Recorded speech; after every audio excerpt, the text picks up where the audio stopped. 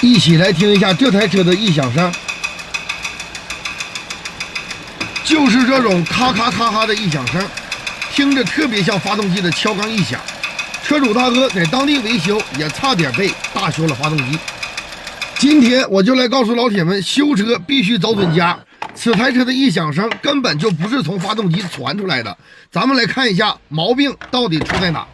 现在这个世道慢慢不好干了，就有那么几家黑心的修理厂忽悠车主，给车主乱更换配件，抓车主啥也不明白，乱修车。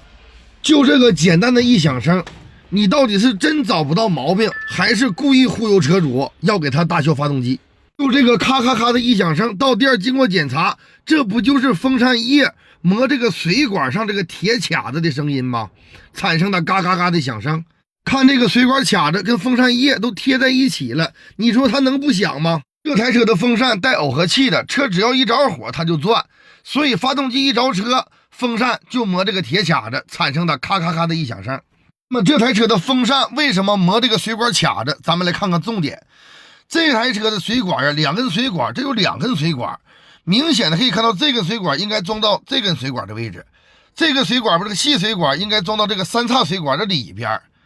之前的修理工也不知道是给车主修了什么东西，把这两根水管之间呢上反了，所以导致这水管离得太近，产生的风扇这个风圈跟水管上这个铁卡子之间产生的摩擦的响声。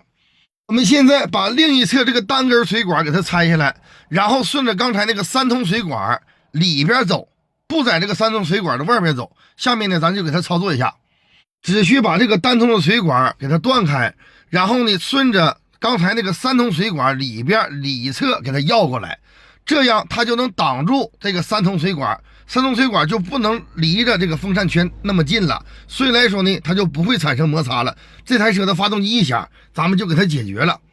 修理工修车你必须找准问题再维修，千万不能忽悠车主，不能看人家开一台路虎车咱就忽悠人家大修发动机。开路虎的车车主都那么有钱吗？看懂了吗老铁们？我现在就把这个单通水管从那个三通水管那个位置给它绕过来了。下面呢我们把这个水管给它安装上，咱们再来看一下现在这个水管这个距离离风圈多远了。这就是修理工修车根本没有经验，把两个水管上反了，才导致这车主今天修车走了一圈的弯路，差点被大修了发动机。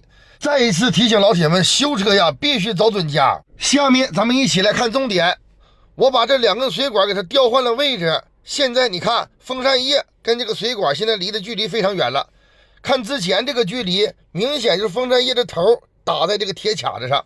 下面开始装车，咱们准备一起打车来看效果。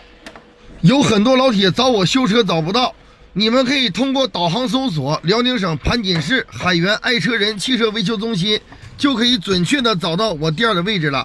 现在修车也不用预约了，你有啥问题你来就完了。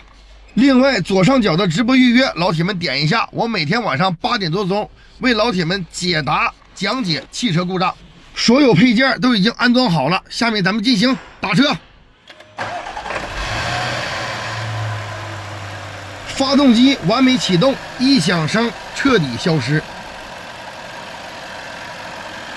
在这里也感谢这台来自辽宁省大连市的一位车主大哥对我的信任和支持。